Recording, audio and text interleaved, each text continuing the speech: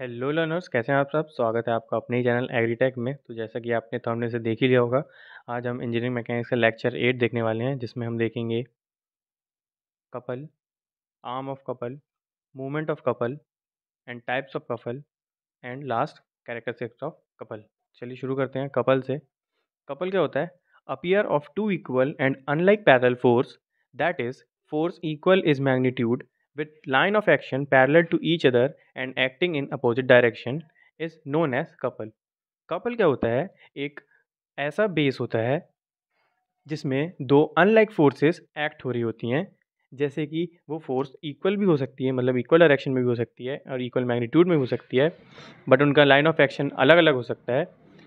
ऐसे ही अगर उनका line of action and force magnitude equal होगा तो action line of action same होगा, दैट इज पैरेलल। नेक्स्ट हम देखेंगे arm of couple. Arm of couple क्या होता है? The perpendicular distance between the line of action of the two equal and opposite parallel forces is known as arm of couple. Arm of couple क्या होता है? जैसे कि आप नीचे डायग्राम में अगर देख पा रहे होंगे, तो एक बेस लाइन दी गई है ए, जिसपे एक अपवर्ड में एक पी फोर्स लग रही है, एक डाउनवर्ड में पी फोर्स लग रही है। तो जो परपेंडिकुलर डिस्टेंस होता है, मतलब कि पी टू ए, जब वो परपेंडिकुलर बन रहा है तो वही पी टू ए एंड जो नीचे वाला पी टू ए है, वो दोनों का जो डिस्टेंस है बेस लाइन ए से, उसको हम आर्म ऑफ कपल कहते हैं। बेसिकली अगर इन सिंपल बोला जाए तो जो पी है अपवर्ड एंड डाउनवर्ड, वो दोनों आर्म ऑफ कपल हैं। नेक्स्ट हम देखते हैं movement of couple. Movement of couple क्या बोलता है? The movement of couple is the product of the two forces, that is one of the force of the equal and opposite parallel force and arm of the couple. Movement of couple वो एक product होता है किसका किसका? दो forces का और arm of couple का। मतलब कि जो भी किसी भी ऑब्जेक्ट में कोई दो फोर्सेस लग रही होंगी उनका, और वो जो जिसका ऑब्जेक्ट है उसका जो आर्म ऑफ होगा कपल, उन दोनों का प्रोडक्ट को मूवमेंट ऑफ कपल कहते हैं। इसको हम देखते हैं P इंटू ए। P मतलब फोर्सेस का product, into product and a arm of couple. देखते हैं P magnitude of the force, a arm of the couple. Next है हमारा टाइप ऑफ कपल। पहला है हमारा clockwise couple. The couple whose tendency to rotate the body in a clock watch direction is known as clockwise couple. मतलब कि कोई भी अगर कपल जिसकी टेंडेंसी जो बॉडी को रोटेट कराने की होगी, अगर वो क्लॉक के डायरेक्शन में होगी, तो वो क्लॉकवाइज कपल में कंसीडर किया जाएगा। एंड देन नेक्स्ट होगा anti clockwise couple. The couple whose tendency to rotate the body in anti clockwise direction is known as anti clockwise couple. तो जिस कपल की टेंडेंसी बॉडी को एंटी क्लॉकवाइज मतलब घड़ी की उल्टी दिशा में रोटेट कराने की होगी, वो एंटी क्लॉकवाइज कपल में कंसीडर होगा।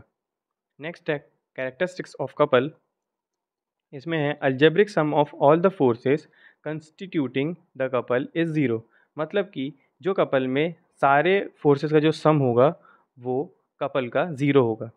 सेकेंड होता है algebraic sum of the movement of the forces constituting the couple about any point is the same and equal to movement of the couple। मतलब कि जो अल्जेब्रिक सम होगा कोई भी फोर्सेस के मूवमेंट का, वो कपल के किसी भी पॉइंट के इक्वल मूवमेंट के बराबर होगा।